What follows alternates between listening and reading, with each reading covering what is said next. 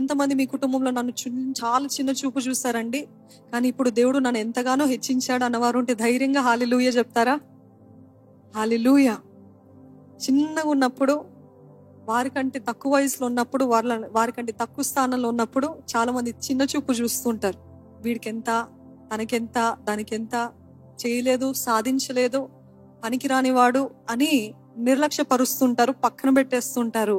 కానీ దేవుడు, remember this, God always chooses the most unexpected people, the most unlikely people for his glory. Amen. నిజముగా ఎవరైతే ఊహించరో, అసలు వీరు దేనికైనా పనికొస్తారా అన్న వారిని దేవుడు వాడుకొని, దేవుడు అంటాడు, నేను దేవుడిని, నాకు అసాధ్యమైనది ఏది లేదు. అందుకనే మీ కిందున్న వారు ఏమైనా సాధిస్తుంటే ఏదో ఒకటి ప్రయత్నిస్తున్నారంటే, నువ్వు చేయలేవు, నువ్వు నిశ్చయంగా ఫెయిల్ అవుతావు, నీకు కుదరదు అని మాటలు మాట్లాడుతున్నారా? దేవుడు వింటున్నాడు.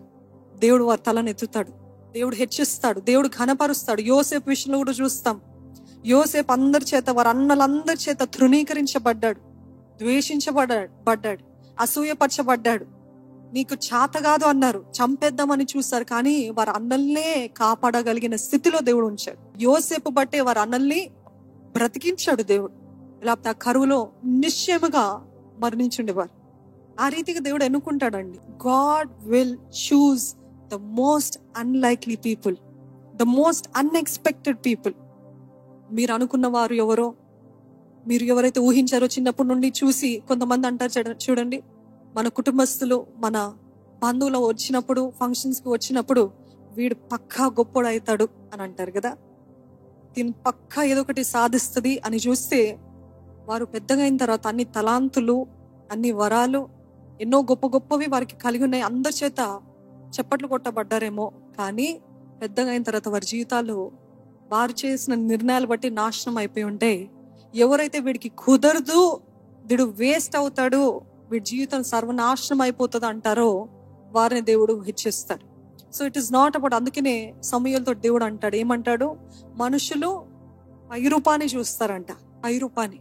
వాడి తలాంతులు ఎంత బాగున్నాయో, వాడు మాట తీరు చూడు ఎంత బాగుందో, వాడు వాగ్దాటు చూడు, బా, ఆ మ్యూజిక్ ప్లే చేయడం చూడు, బా అని అంటూ ఉంటారు. మనుషులు ఎప్పుడు చప్పట్లు కొడతారు.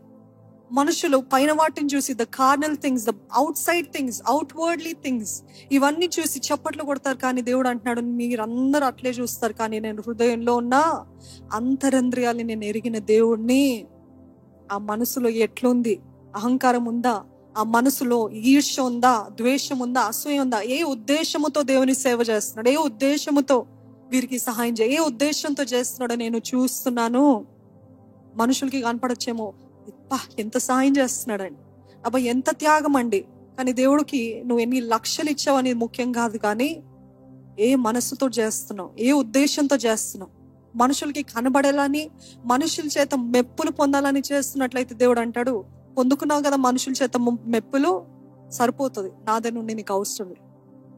కానీ దేవా ఇది నీ కోసము నేను చేస్తున్నానని హృదయపూర్వకంగా చేసినట్లయితే దేవుడు దాన్ని ఆశీర్వదిస్తాడండి. ఇల్లు కట్టువారు నిషేధించిన రాయి మూలకు తలరాయిగా దేవుడు చేస్తాడు. The stone that the builders rejected, God will make as a corner stone.